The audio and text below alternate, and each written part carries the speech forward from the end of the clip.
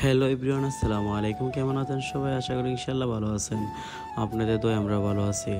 আজকে বরাবর মতো চলে আসলাম গতকাল রাত্রে গ্রামের বাড়িতে। আসার পর আমি আমার বড় আপুর বাড়িতে রাত্রে থেকেছিলাম। হ্যাঁ, বাড়িতে আসার একটি কারণ, খুব খুশি সংবাদ পেয়েছিলাম, তাই আর দেরি করলাম না, চলে আসলাম গ্রামের বাড়িতে। বুঝতেই তো পারতেছেন, এই খুশি সংবাদ কে না পাইলে বাড়িতে চলে আসে। খুবই ভালো লাগলো। আমি আমার বড় আপুর স্বামীকে নিয়ে আমরা চলে যাচ্ছি বড় বাজারে, কিছু কেনাকাটা করতে হবে। খুবই ভালো লাগতেছে, বাইকে নিয়ে আমি চলে যাচ্ছি গ্রামের বাড়িতে। আনন্দ মুহূর্ত ছিল, খুব ভালো লাগছিল।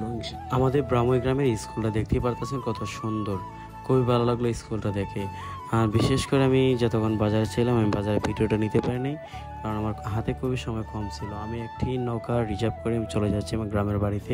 শুধু আমি একাই ছিলাম নৌকাতে, আর মাঝি ছিল। নৌকার পিছনে অনেকগুলো বাজার দেখতেছেন।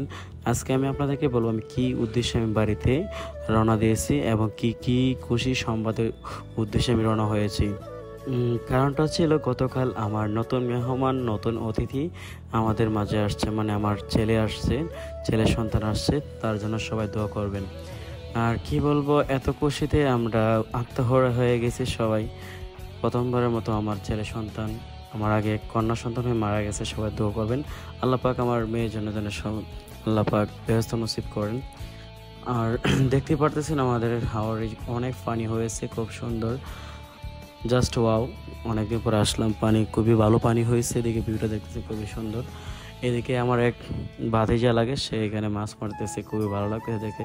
তাকে আমি ডাক দিলাম, তার নাম ছিল মোহাম্মদ হৃদয়। তার আমি ডাক দিয়ে বললাম, কি মাছ উঠতেছে কি না?